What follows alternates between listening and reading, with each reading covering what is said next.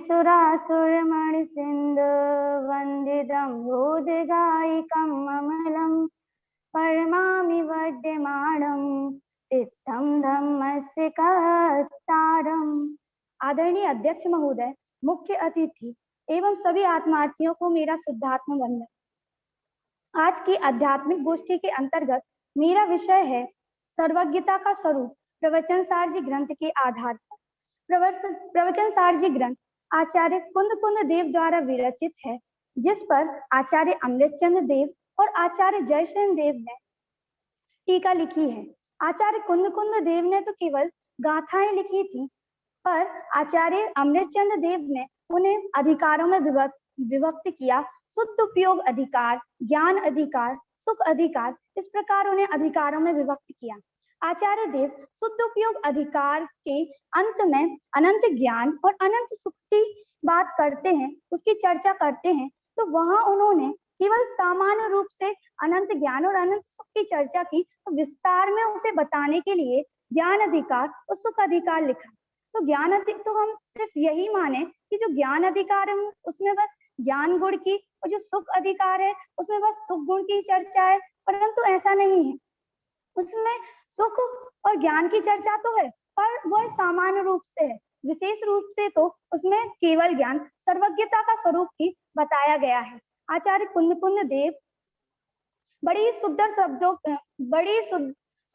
के माध्यम से सर्वज्ञता को परिभाषित करते हुए कहते हैं कि पच्चक्का सब दव्य पज्जाया, कि केवली भगवान सर्वज्ञ परमात्मा के ज्ञान में सभी पदार्थ प्रत्यक्ष रूप से ज्ञात होते हैं, उनको कुछ भी परोक्ष नहीं है। ऐसा क्यों है? क्योंकि उनके ज्ञान गुण की पूर्णता हो गई है, उनके ज्ञान गुण का उघाड़ हो चुका है, उन्हें संपूर्ण ज्ञान प्राप्त हो चुका है। पूजन की पंक्तियों में भी आता है, खिले सब आठों कमल पुनीत, कि उन्हें आठों कमल पुनीत, कि उन्हें अनंत दर्शन, अनंत ज्ञान, अनंत सुख, ये सब आठ ही नहीं, उन जितने भी उनके अंदर गुण हैं वह सभी गुण पूर्णता को प्राप्त हो गए हैं। ऐसे अनंत गुण उनके प्रकट हो चुके हैं। उन्हें जानने के लिए किसी भी अवग्रह आदि इंद्रिय ज्ञान की आवश्यकता नहीं होती, इसलिए जो उनका ज्ञान है वह परोक्ष नहीं है, वह प्रत्यक्ष है।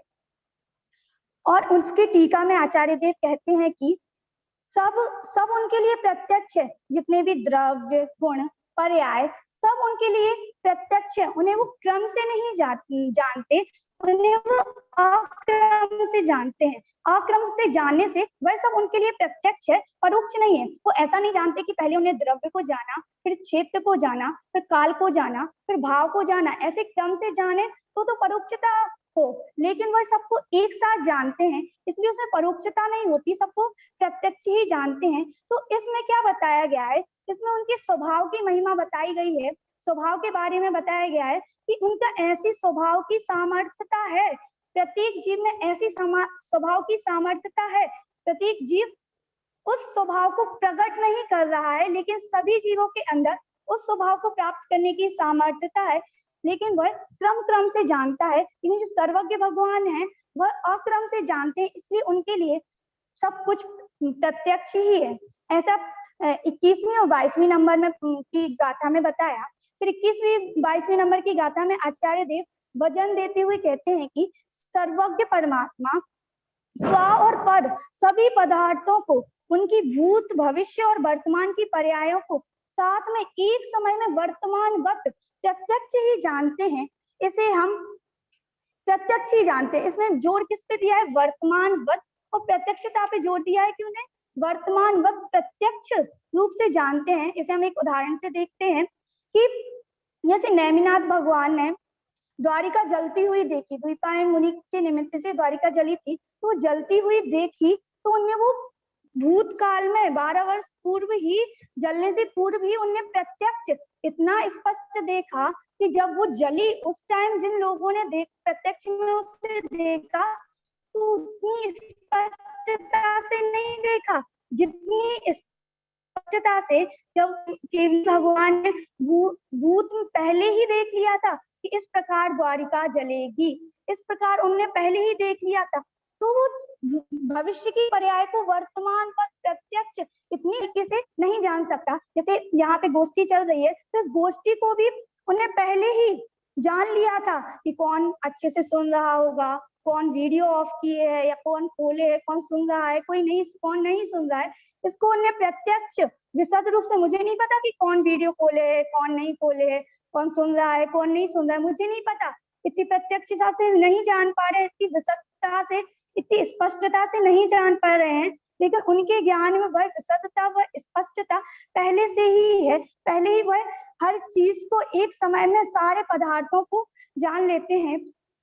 इसी को 38वीं 29वीं गाथा में आचार्य कुंद देव कहते हैं, इसी बात को पुष्ट करते हुए कहते हैं कि सर्वज्ञ भगवान कैसे जानते हैं, तो कहते हैं जो पर्याय अभी उत्पन्न नहीं हुई है, अर्थात कौन पर्याय उत्पन्न नहीं हुई है, भविष्य की पर्याय, जो भविष्य की पर्याय अभी उत्पन्न नहीं हुई है और जो नष्ट हो चुकी है, जो भूतकाल की पर्याय नष्ट हो चुकी हैं, उन अविद्यमान पर्याय उनके ज्ञान में विद्यमान है। वो जो अविद्यमान पर्याय है वह उनके ज्ञान में विद्यमान है, ऐसा नहीं विद्यमान है, रहती ही है। वो प्रत्यक्ष में तो विद्यमान नहीं है, अविद्यमान है, लेकिन उनके ज्ञान में वह सभी पर्याय विद्यमान है। तो फिर इसमें एक प्रश्न उपस्थित होता है कि उन भूतकालीन पर्याय हैं, उनको तो हम जान लेते हैं कि वो तो हो चुकी है, एक पर्याय निकली फिर दूसरी, तो उनमें कोई फेरफार नहीं हो सकता, वो तो निश्चित है। और वर्तमान में जो पर्याय चल रही हैं वह भी निश्चित है, उनमें कोई फेरफार नहीं हो सकता। लेकिन जो भविष्य की पर्याय हैं वो तो अभी हुई ही नहीं है, वो उनको कैसे जानते हैं, उनको सर्वज्ञ भगवान कैसे जानते हैं? तो कहते हैं कि उनको भी सर्वज्ञ भगवान जानते हैं, यही उनके ज्ञान की दिव्यता है, यही उनके ज्ञान की दिव्यता है, यही उनकी ज्ञान की सामर्थ्यता है कि वह उनको भी जानते हैं। यदि हम सिर्फ ऐसा कहें कि जो पर्याय हो चुकी हैं केवली भगवान, सर्वज्ञ भगवान सिर्फ उन्हीं को ही जानते हैं, तो फिर यह तो उनकी पराधीनता हो जाएगी कि जब वो पर्याय होंगी तब वो जानेंगे। तो फिर तो जो केवली भगवान का जो ज्ञान है वह तो पर्यायों के अधीन हो जाएगा, पराधीन हो जाएगा। ठीक है, उनका ज्ञान पराधीन नहीं होता, उनका ज्ञान की है, होएंगी या चल रही है, उन सभी पर्यायों को, सभी द्रव्यों को, उनके अनंत गुणों को, अनंत पर्यायों को एक साथ एक समय में वह जानते हैं, यही उनके केवल ज्ञान की दिव्यता है। अब यहाँ पे कह रहे हैं कि एक साथ एक समय में जान रहे हैं, जब उन्होंने एक साथ एक समय में ही सब कुछ जान लिया, वो दूसरे समय में क्या जाने?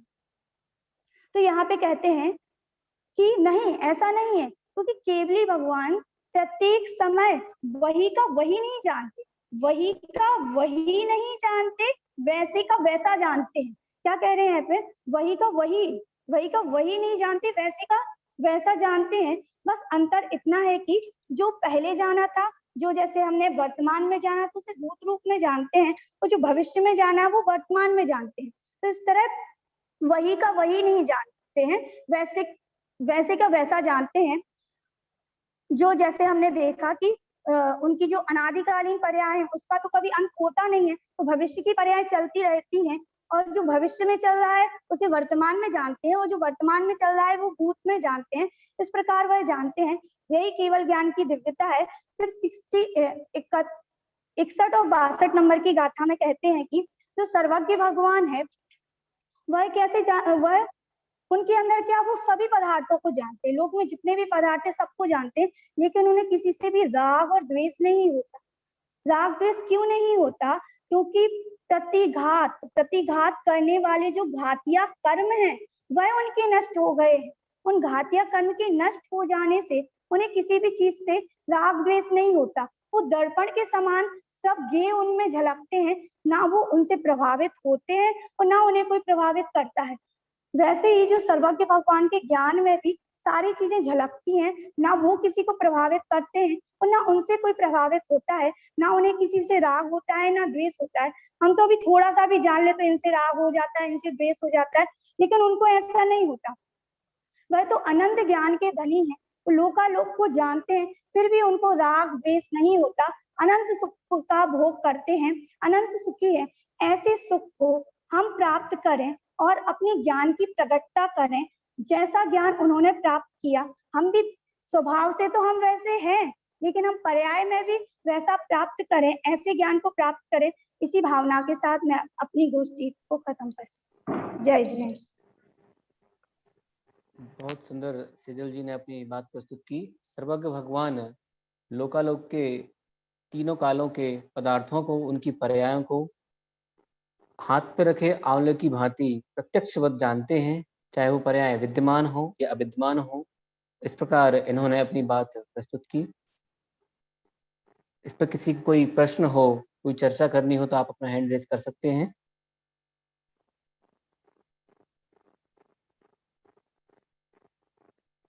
हमारे यश जी ध्यान देंगे।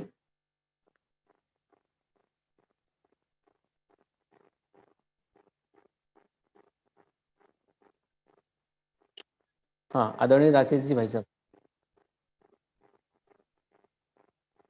एक बात में बहुत अच्छी बात आई थी सेजल जी के उसमें व्याख्यान में, लेकिन उसका मैं थोड़ा अर्थ समझना चाहता हूँ।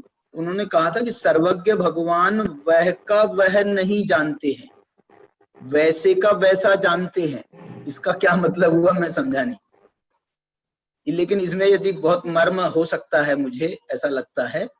सेजल जी, इसमें ऐसा कहा था कि वह वही, मतलब कि जो पर्याय चल रही है, तो जो पर्याय चल रही है, तो जो अभी जाना वैसे का वैसा नहीं जानते, वही जानते हैं।